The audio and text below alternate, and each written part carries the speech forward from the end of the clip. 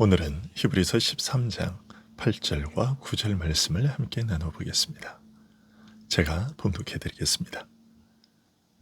예수 그리스도는 어제나 오늘이나 영원토록 동일하시니라. 여러 가지 다른 교훈에 끌리지 말라. 마음은 은혜로서 굳게 함이 아름답고 음식으로서 할 것이 아니니 음식으로 말미암아 행한 자는 유익을 얻지 못하였느니라. 아멘. 히브리서는 마지막으로 권하되어 교회를 이끌어가는 지도자들, 특별히 말씀을 가르치는 자들을 항상 기억하며 그들에게서 나타나는 결과를 주의 깊게 살피면서 그 믿음을 본받으라고 말합니다. 이렇게 하나님의 말씀으로 가르쳐 교회를 인도하는 역할이 얼마나 중요한지 일깨우는 한편 그들의 행실과 삶의 결과를 주의 깊게 살펴 그 믿음을 본받으라고 함으로써 말씀을 가르치는 자의 역할이 중요한 만큼 신중하게 받아들이도록 권하고 있습니다.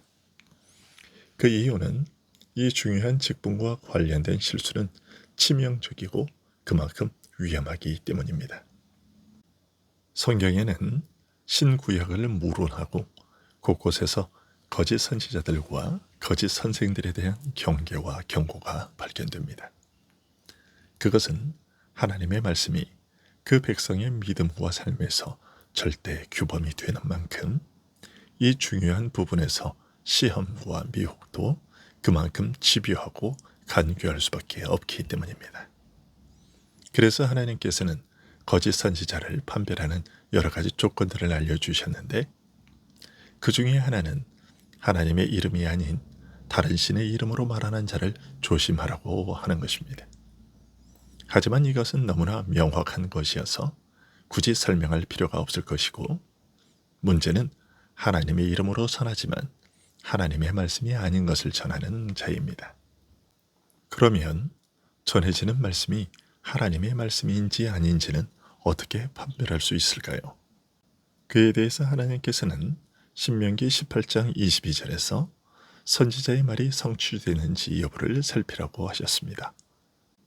하지만 설령 말한 것이 이루어지고 이적과 기사를 행할지라도 너희가 본래 알지 못하던 다른 신들을 쫓아 섬기자고 하면 죽이라고 명하셨습니다. 하나님에 대한 낯설고 이질적인 가르침을 전할 경우 하나님에 대한 믿음에서 떠나기를 유혹하는 자가 있다면 반드시 제거할 것을 명하신 것입니다. 오늘 본문 8절에 예수 그리스도는 어제나 오늘이나 영원토록 동일하시니라는 말씀은 바로 구약의 이런 가르침을 염두에 둔 것으로 보입니다.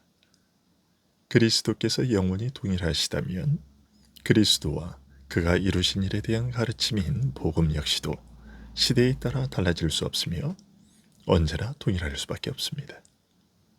오늘 이 시대에는 복음이 이러하고 다음 세대에는 복음이 저러할 수 없는 것이지요.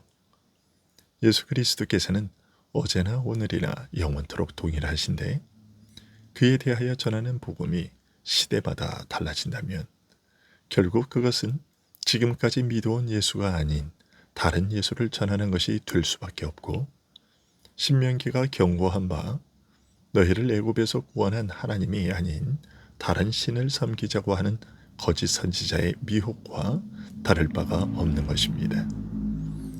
바울 사도가 갈라디아 교회를 향해 사도들이 이미 전해준 그 복음 외에 다른 복음을 전하면 하늘의 천사라도 저주를 받을지어다 라고 선언한 것은 바로 이런 위험을 지적하는 경고입니다.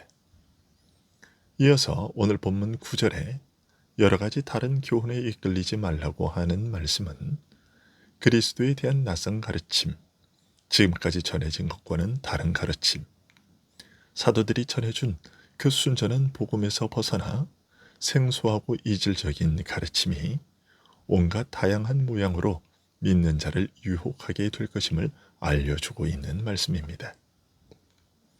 예수님께서는 마지막 시대에 그리스도가 여기 있다, 저기 있다 하는 등 그리스도에 대한 온갖 거짓 미혹이 성행하여 택한 자도 속이려 할 것이라고 말씀하셨는데 오늘 말씀은 어느 시대든지 교회와 믿는 자들이 이런 영적 미혹의 위험에 끊임없이 시달리게 될 것을 알려주고 있는 것입니다. 우리 신자들은 이 땅에서 살아가는 동안 참으로 많고 다양한 어려움과 위험을 겪습니다. 하지만 그 많은 위험 중에도 가장 심각한 것은 바로 진리를 거짓으로 바꾸는 일입니다. 거짓을 진리라고 속여 영혼을 망하게 하는 일이라고 할 수 있겠습니다. 더욱이 그 진리가 그리스도에 관한 진리라면 문자 그대로 사람의 영적 생사가 좌우되는 것입니다. 하나님께서 사람이 되어 친히 죄인의 죽음을 대신 당하신 일, 우리로서는 감히 상상도 할 수 없는 그 일, 우리의 좁은 가슴으로는 감당할 수 없는 십자가의 죽음을 무의미하게 만드는 두렵고 흉악한 일이기 때문입니다. 그렇기 때문에 사도는 9절에서 마음은 은혜로서 굳게 함이 아름답고 음식으로서 할 것이 아니니 음식으로 말미암아 행한 자는 유익을 얻지 못하였느니라고 염려하는 바가 무엇인지 드러내고 있습니다. 오늘 우리 믿는 자들이 누리게 된 복된 은혜를 가리켜 흔들리지 않는 영원한 나라를 받았은지이라고 하고 있습니다. 하지만 이 하나님 나라의 은혜가 근본적으로 우리의 마음과 영혼을 견고하게 하는 것임을 일깨우고 있기도 합니다. 이와 대조적인 것이 마음은 은혜로서 굳게함이 아름답고 음식으로서 할 것이 아니니 음식으로 말미암아 행한 자는 유익을 얻지 못하였느니라는 9절의 말씀입니다. 옛 언약의 섬김 예법, 즉 예물과 제사, 먹고 마시는 것과 여러 가지 씻는 것 등의 예법들은 그 자체로는 우리의 내면, 마음과 영혼의 차원에 이르기까지 우리를 완전하게 하는 능력은 없으며 다만 장차 올 완전한 것을 가리켜 증거하는 일종의 비유에 지나지 않았습니다. 그런 만큼 먹고 마시고 씻는 일 등에 집착하여 그것에 붙들려 벗어나지 못한다면 장차 실체를 붙잡지 않고 비유에 불과한 것을 붙잡은 어리석은 일이 될 것입니다.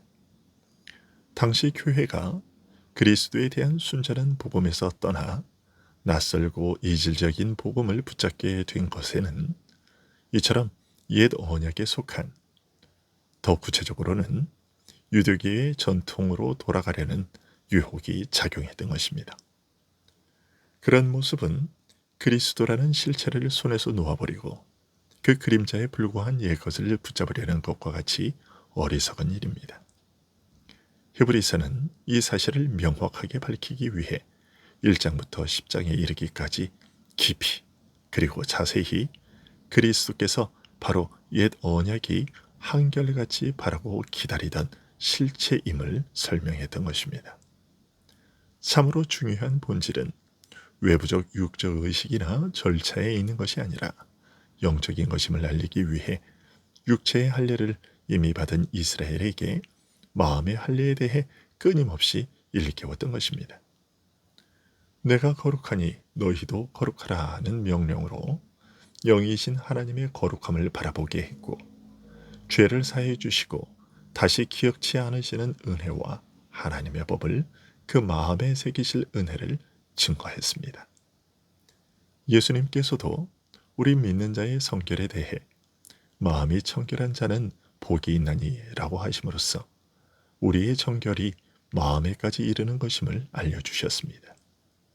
또한 입으로 먹는 음식은 먹고 배설되는 것으로 그칠 뿐이고 마음에서 나오는 것이어야 진정 정결함과 부정함을 결정한다고 하심으로써 우리의 정결함은 마음에서부터 시작되고 마음에서 나오는 것이라야 한다는 사실을 일깨우셨습니다. 옛 언약의 육적 규례와 의식과 절차는 모두 이런 영적 실체를 가리키는 비유에 불과하기에 만약 육적 차원의 외부적 의식 절차를 행하는 것으로 그친다면 아무 유익이 없다고 오늘 본문은 밝히고 있는 것입니다.